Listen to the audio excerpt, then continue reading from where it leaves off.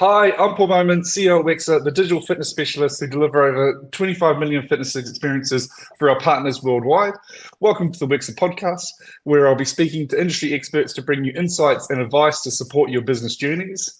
In today's episode, I'll be chatting with our very own Rudys Orlando Santana. Rudys is head of customer success at Wexer, and it also coincides with we're doing a month of client spotlights. So I've invited him to share with us his insights into what customer success looks like, what trends we're seeing in user behavior, and how content is being performing with those clients. Rudys, how are you? I'm doing well, thank you. How are you, Paul? Very, very good. Glad to have you on. But before we get into all the questions and all the successes that we've had with a few clients and examples you have, just a little bit about you, sir. So, how did Wexer find you, maybe first? Oh, it's an interesting story. So just like everyone else in the industry, I started in a facility, working as a personal trainer at a facility in Manhattan. From there, just trying to understand the business, trying to understand a little bit of how I can help people with their, fitness goals and their wellness goals. From there, I sort of understood that I can help not just individuals, but also help other individuals help those individuals. And that's how I got into managing facilities. And then went from, of course, your small boutique little facility into a larger chain in Manhattan. From there, I had a great opportunity to come out to San Diego on the West Coast, work for another gym brand of about 3 to 4 locations. Again, continuing to help influence others and teach them the basics on sort of how to continue to drive success, how to continue to drive results from their programs. From there, I actually had a unique opportunity to head up to Napa to work for a hotel spa chain, as well as continue to diversify my experiences through just not wellness, but also spa related instances. And then from there, I had a great opportunity from an old friend that I used to work with at my original place in Manhattan. He was now working for Wexer, and yourself saw something in me that you thought I can help the brand. And I was offered an opportunity to come on as just an individual account manager. And that's what I needed, just an opportunity to be a part of the brand, be a part of the team, learn about our technology, learn about our mission statement. And 7.5 years later, now we are, working together to continue to drive our digital solutions to help other brands sort of execute on their strategies and continue to improve their end users' experiences. Nice. And then for listeners as well, I always ask the question, did fitness find you or did you find fitness? So how did you get into the fitness industry? That's a good question. I think I've listened to several of our podcasts. I may be the unique one where I say I found fitness. I was actually in between university and jobs. And so a good dear friend of mine that I played university football with said, hey, there's this unique opportunity to work for a fitness chain in Manhattan. He thinks that you have great communication skills. Your athletic background would translate very well. You should think about, interviewing for it and interviewing for the position. With some luck, I was able to sort of land the position, and that's how I started my journey on fitness. Okay. And just for everyone to know, no one likes to train with Rudys because he beats us at every single workout. So that's one of those ones, just for the ones that aren't seeing him in the flesh. So look, so of course today, we're coming from the road today. So in Japan currently, I am. Where you're back home? You're in the East Coast. Correct. I am back home in New Jersey. Yes. Okay, so Japan and New Jersey. But today is all about looking at our client success and what have they done individually, what are they doing slightly differently. So can you give me a little bit of flavor on what is working with clients at the moment and give a little bit of understanding of their usage patterns? Sure, great question. So what we have seen now is the adoption rate of digital strategies, digital solutions into brands is expanding further and further. Of course, we had that unique explosion in 2020, 2021 because of COVID and just the limitations that sort of brought over to other to our partners. But since then, we've seen more and more brands adopt sort of our other digital strategies and other digital solutions, but also our unique partners that have been with us for a legacy amount of time also continue to think about outside the box. How can I further integrate into these digital solutions, and how can I continue to build out this experience that allows a user or a member come into our environment and into our ecosystem and stay for as long as we can to help satisfy their wellness and fitness goals. And it's just, we've seen a great sort of conversations continue to grow, whether we're at events at URSA, whether we're at events at FIBO, and the energy continues to sort of ride this wave where people are starting to realize that technology is not a replacement for what happens in a fitness club or in a facility, but it's actually an enhancer. It's complementing what we're looking to deliver for that end user in their journey. And with the clients that are succeeding, is there a particular trait that they have that you see that's easier for you to essentially be able to help them? I would say uniquely, working internally with my team members, what we've sort of have been able to do is sort of identify specific points that we try to highlight when we partner with individuals. That's centered around 1, establishing the brand identity, 2, really understanding their customer pain points or their user pain points, and 3, establishing a value for the digital strategy. From there, it's really just us listening and really honing in on where they're trying to drive the direction of this solution within their ecosystem and giving them the proper direction so they can execute on their own.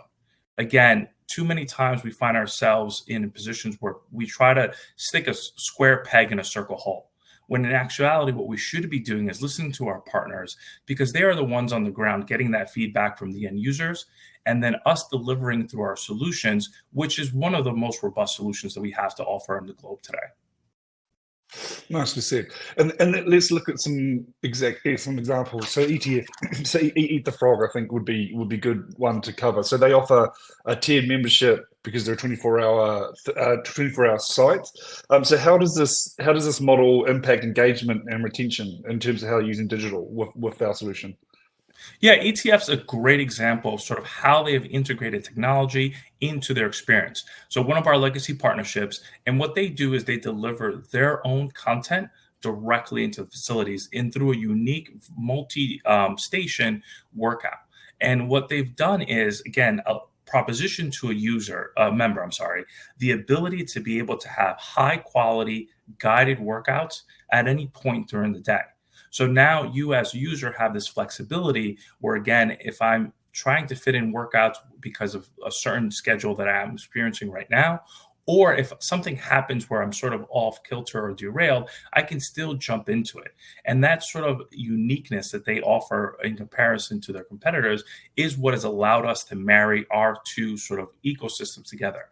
And they've been a great partner, not just in regards to how they're executing their strategy, but also, again, in feedback and even allowing us to develop some unique additions to our platform specifically to them through further integrations and collaboration. And it's fair to, with ETF, they were one of the very first to essentially use our system as the delivery system for all of their coaches and online way back, 2018, right? Like that, is that fair? Yeah, they were actually one of my first partnerships that I work with, and it was just a great experience, really to see the vision, because again, their programs are developed holistically to sort of achieve all areas of the wellness sort of journey, and sort of see how they've been able to create these environments where different franchises can jump into the model and hit the ground running and really impact the local community and build sort of a great experience where people can come in, not just from on individual workouts, but also they do a great job with events. developing contact for large community events to bring that camaraderie, build that unity within their end users, and that sort of have shown that those users have stuck through, not just from the beginning through the tough times of COVID, and now as we're coming out of it, because they feel part of the brand, they feel like the content and delivery system has really kept them home. Nice. And then moving to another operator that's a franchise as well in the US, OHM Fitness. I think they're probably, every time I've spoken to Doug and the team, they're probably one of the most kind of digital first companies I've ever met. But they've gone from 2 to 11 sites with us. I think many more planned. I think 40 is in the roadmap. What's the key to OHM's success when it's coming to digital? The key is just their brand has completely embraced technology. They offer a completely immersive experience through not just our technology, but also our technology enhances what they use for wearable technology through their workouts. So as you're experiencing this wearable technology and getting these readouts to sort of see how you're progressing, you're also watching the guided workouts on these screens, and it's just a fully immersive environment. You have some coaching there from live instructors as well, but then again, you're here working alongside individuals for that 60 minutes and really kind of driving home what the workout should be, and it's a great experience. I'm looking forward to experience one of those classes myself. Yeah, same actually. Next time I'll be going to Beyond Active in September. So I promised Doug that we will connect and then do a workout. We'll do it together, Rudys. And I guess for you, what was their pain point in terms of what we solved? Because of course they were with another technology company before us. And so what did Wexer solve in particular for them? Oh, that's a great question. I know it sounds a little cliche, but 99.9% uptime was the major pain point. And I know a lot of times that goes without saying because we're used to different components of technology within our everyday lives just always being on point, always working. But when we're talking about delivering an experience in a facility, that is not always as consistent. And what we've been able to do for them is offer a peace of mind that our technology will be there and be delivering their experience for their users at any point throughout the week, any point throughout the day. And that's sort of what's been able to really drive the partnership is that.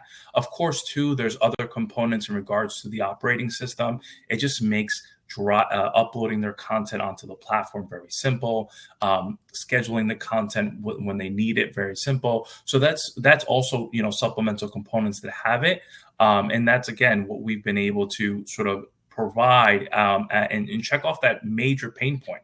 Because again, as a new brand, as a new franchise team that is growing, the one thing you do not want operationally is hiccups in what you're delivering on the daily basis.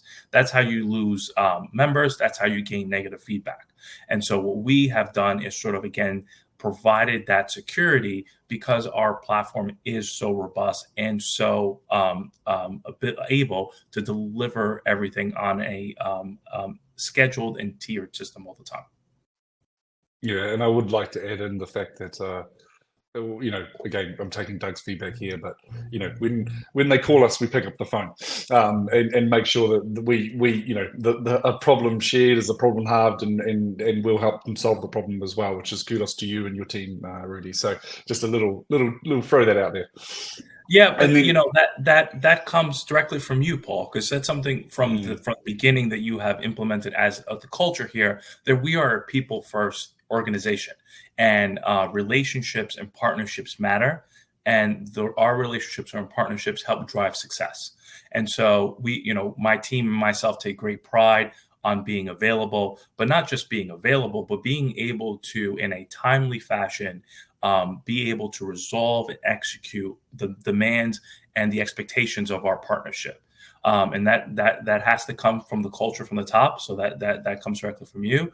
And we take great pride in that and executing that. So we thank Doug for that feedback. And we assure all of our current partners and even future partners that we are here to grow with you. And that is the Wexer motto. We like win-win situations, don't we, Rudy? Yes, we do. And that's the easiest way to explain it. You're well said. And then moving to Europe. So GLL, or also known as Better Gyms, from a retail point of view, one of the largest UK, I think the largest UK leisure operator, have executed mobile and virtual with us. Like what is one of their keys? What's one of their key ingredients to making them successful? That has been something that we, again, not to toot our horn again, but as one of our best marketing components is our diverse content library. We offer some of the largest content titles. I believe we're almost over at 2,100 titles of different types of wellness, over meditation, Pilates, yoga, cycling, strength, cardio, and now we're even expanding into delivering audio content as well.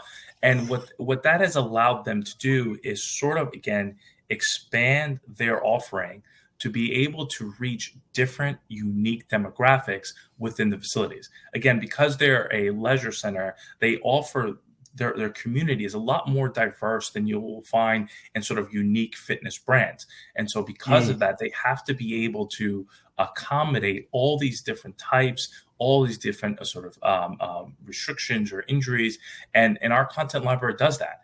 And then they combine that utilizing their live instruction. And now we have a content offering where they've been able to go from, let's say, 2 or 3 classes in a region to now 10 classes.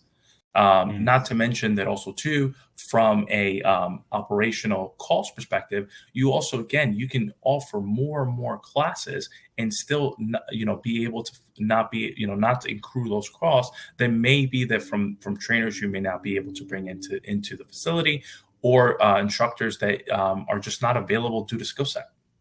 Yeah, I think, I spent some time with them recently in Europe, and I think the feedback was the fact that the content enables them to be able to serve such a large demographic and population, which they have to do as a leisure operator. I think they're going to be executing the wellness hours and focusing more on meditation and the kind of the recovery side of fitness, but also I think the big thing was, hey, look, we can't get instructors, and when instructors don't turn up, virtual becomes our biggest friend really, really quickly. So that came shining through in terms of their feedback. So it makes sense to have a virtual offering, especially with tough times in terms of getting the right instructors to deliver for your brand, to be able to have that as a support network if you need it.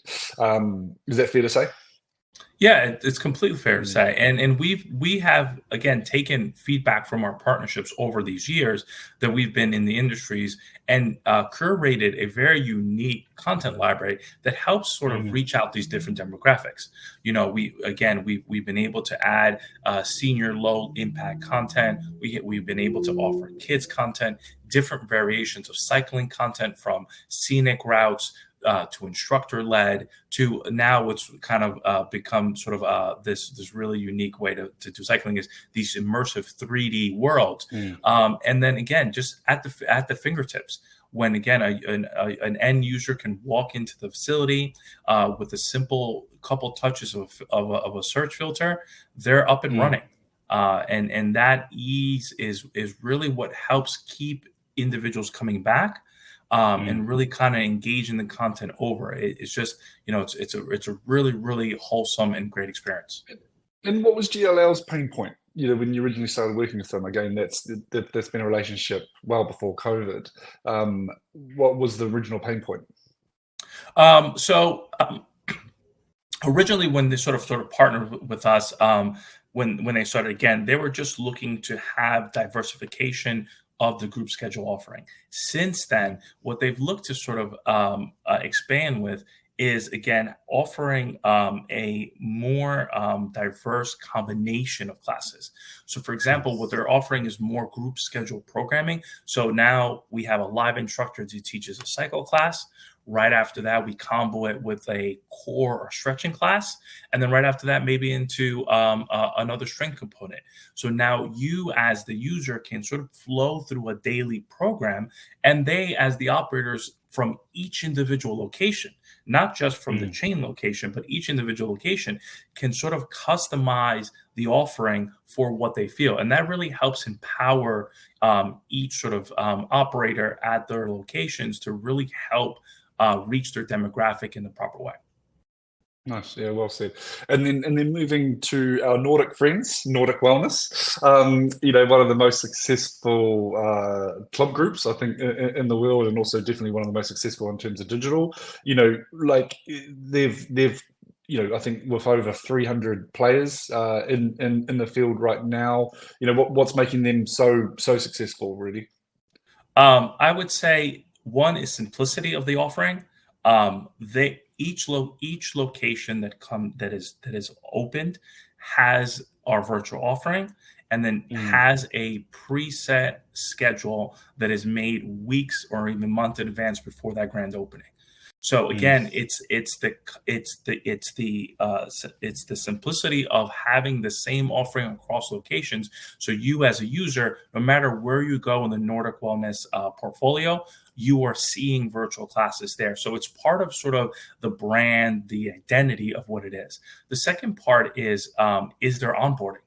They do an amazing job at point of sale, really sort of explaining what virtual is, how virtual is part of their customer journey, and how you, the user, will be successful within their brand because of the virtual content. And then again, we all know, because as former trainers, but also gym operators yourself, when you have a successful onboarding for a new member at your facility, the retention value for that user doubles or even sometimes triples. They're less inclined to cancel, and they're less inclined to find pitfalls in their journey as their members. And that is something that, again, I've seen the Nordic Wellness team discuss with them, and it's just very impressive on what they do and how they do it. Do you think that's missing in the industry? The simplification of the offer. Every time we've spoken to the leadership team at Nordic Wellness, it always is this is what we do, and this is how we're going to execute it to the best of our abilities, because this is what our resources enable us to execute. Like, is that missing? With, I guess, coming out of COVID, are clubs trying to do too much, and they're not just staying to their brand purposes enough? I know that's a hard question for you to answer because you're always on the positive, but just interested to hear your view. Yeah, I would say post-COVID, the digital fitness experience has sort of touched all, right? We individuals have taken wellness and fitness classes across YouTube, Vimeo, Zoom classes. So individuals no longer have to be trained or coached for it. It's really about, again, what we talked about is the simplicity of making the digital offering part of the awareness, part of sort of their customer journey, and then just promoting it. You'd be surprised how many conversations I have centered around just how are we going to bring eyes in front of this so that way they can engage it. And that's the first key. From there, it's really just, again, taking it to another level, which is how do we integrate the brand? What are our main brand values that the digital solution, the digital strategy can help emphasize? For Nordic Wellness, it's about the schedule, it's about the consistency. For others, it's more about partnerships they have, and can the solution promote those partnerships internally at the facility? And then for others, it's about own content. A lot of what's not understood is our platform allows within the ecosystem the delivery of not just our content, but also your own content. So you can bring your brand superstars to the forefront. So now users not only can experience them from a live experience, but also can come back and experience them in a digital way. Again, really kind of building that retention and building sort of the environment where they feel at home within everything. And that's a few of the points that we sort of discuss, probably top of mind in a lot of our conversations. And then we sort of, again, continue to have conversations about leveraging the technology, and just having good conversations about feedback, where we can expand together. But honestly, the easiest is to just, if we promote it and make the user aware, it's successful 90% of the time. Well, I think the last survey we saw, 50% of people still don't understand that there's a digital solution in their gym, especially for in-club virtual. So to your point, it's making sure we have such a huge churn in our membership base, and sometimes we forget to make sure that the new members actually understand that those solutions even exist. And so, if you're listening to this and you are a Wexer customer, please engage with the customer success team at Wexer to be able to help you with that, because I think that's really, really a good point. And then I guess for the people listening, what would be your biggest takeaways? Let's split virtual and mobile out, like for retention. So what would be your three major takeaways, or one major takeaway to improve retention with virtual? I would give two. So for virtual, the first part is to utilize the unique promotional technology features of the virtual program. Our ability to be able to run adverts and the ability to promote in-club events through our technology is, again, not just a way of where you're just promoting the content for engagement, but again, you're speaking to the brand, but you're also speaking to the experience. A lot of times, we find that individuals feel that virtual is just an add-on and not actually part of the experience, part of the user. And so that's something that I would, on that first part, I would sort of mention is, again, leverage those features. And the second part is, again, utilize the content to promote your instructors and to promote the group exercise schedule. Our robust scheduling feature allows for a lot of diversity of the classes and movement. So it's important for you to engage that and experiment with it and use the statistics that we have to continue to adapt it on a monthly or quarterly basis. On the mobile side, there's two. Before we get into the mobile side, do we we're seeing when people create their own content of their own superstars, there's a high amount of usage because there's more relevance. Do you think, it's my belief in the next 5 to 10 years that we will actually see all of the clubs do that? Because I think, we live in an attention economy. We have to hold that the members come to your brand for a reason. So therefore you've got to own particular parts of that brand, and content plays a part, and then you support it with the rest of the Wexer library. Is that your vision? Is that also what you're seeing, that there needs to be, for engagement to be at the highest levels, we need to embrace the local star talent that clubs already have? Yeah, of course. You need to sort of tap into that emotion, right? Facilities always talk about how group exercise drives retention, drives users, because it helps deliver that emotion, that engagement. And that own content delivery, that own content production helps what brings that emotion out of sort of the physical component, but into the digital component. And it's very important that clubs, and again, we're not saying that we have to get into a, studio quality every other day production of content. Sometimes it's just it's a simple once a week or once a month sort of content uploading to help sort of, again, help bring more eyes to the platform. Sometimes individuals do not have the ability to engage certain instructors, and this helps sort of diversify that and give them more accessibility to that instructor, to that superstar. I really think that, again, as brands start to look within more and start to, again, think of community, the own content production is what sort of, again, it's going to be driving the consumption of what's happening. Again, as we start to look at even outside of just even the fitness industry in itself, own content or content creators are some of the highest engaged individuals on social platforms and other platforms. And so it's only logical that is going to sort of bleed into the facilities and the partnerships that we work with.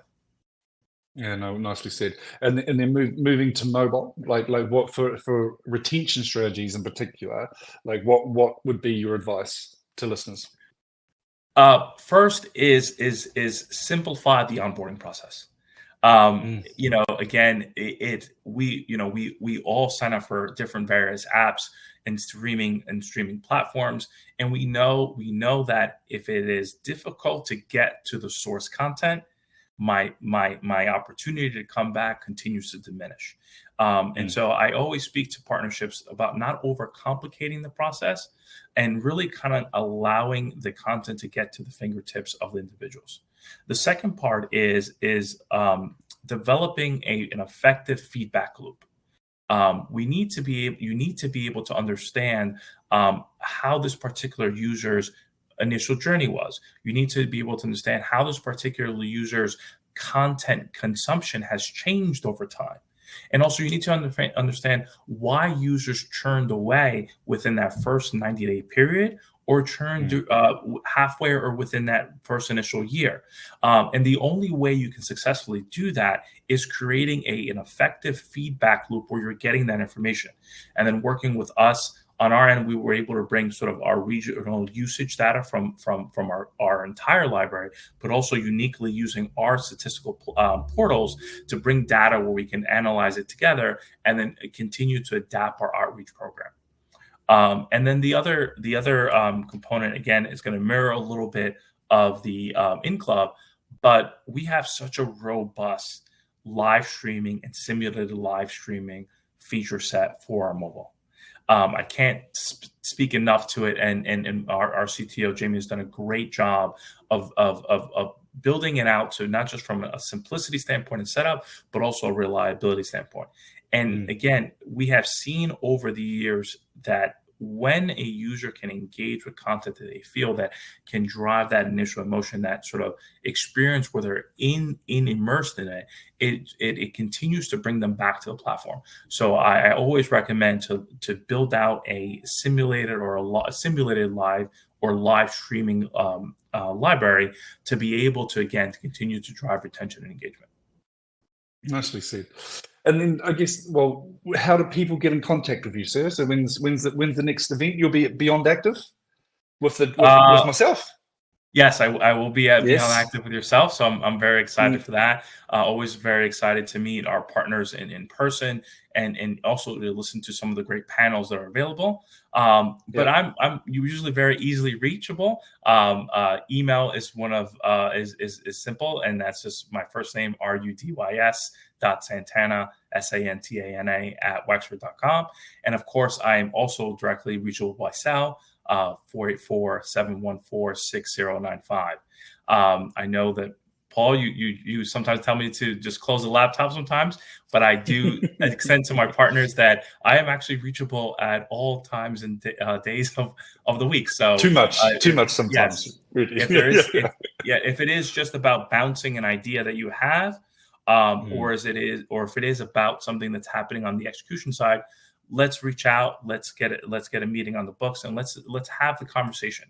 Again, my department, our team really prides itself in understanding how our partners are looking to execute, and then how we can help them on that with our solutions. Yeah, and just to reiterate, please, if you're listening to this, and even if you don't have Wexer technology, please reach out to the CS team just to have a conversation. They are the most insightful team in terms of understanding years of how digital has been adopted and have the strategies to help your business. So please do so. And then, Rudys, from a personal point of view, thank you for everything that you do for the industry more than just Wexer, because we're trying to help the industry digitize and for the betterment of our industry. So really appreciate your hard work. Thank you.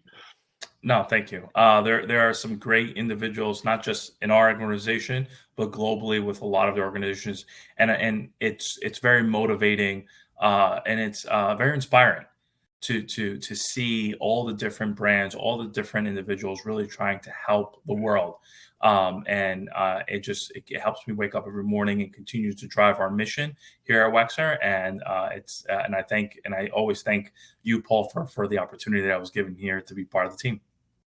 No, it's we're doing it together, my friend. So look, thank you for joining the Wexer podcast. I'm sure the listeners would find this very, very intriguing and interesting, and hopefully a lot of takeaways for them as well. So, as I said, appreciate everything you do. Thank you, Rudys, for being on here.